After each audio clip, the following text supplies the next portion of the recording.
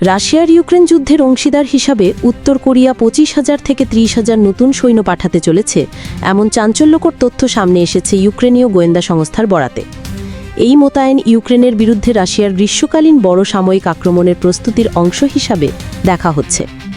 সূত্র জানায়, এর আগেই উত্তর কোরিয়া প্রথম দফায় প্রায় 11,000 সৈন্য পাঠিয়েছিল রাশিয়ার কুরস্ক অঞ্চলে।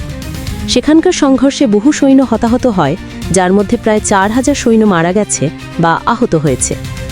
উত্তর কোরিয়ার সর্বোচ্চ নেতা কিম জং উন নিহত সৈনিকদের শ্রণনে একটি বিশেষ অনুষ্ঠান করেন এবং তাদের আন্তর্জাতিক বিপ্লবী হিসাবে সম্মান জানান। কিমের এই পদক্ষেপ রাশিয়ার সঙ্গে তার দেশের ঘনিষ্ঠ সামরিক সম্পর্কে প্রকাশ বলে মনে করছেন বিশ্লেষকেরা। দক্ষিণ কোরিয়া, যুক্তরাষ্ট্র ও ইউরোপীয় দেশগুলো এই খবরকে অত্যন্ত উদ্বেগজনক বলে মন্তব্য করেছে। তাদের মতে, উত্তর কোরিয়ার সরাসরি সামরিক সম্পৃক্ততা যুদ্ধ পরিস্থিতিকে আরও জটিল করে তুলতে পারে এবং তা আন্তর্জাতিক নিরাপত্তার জন্য হুমকি স্বরূপ। পরবর্তী আপডেট নিউজ পেতে নিউজ 8টিকে সাবস্ক্রাইব করে পাশে থাকুন।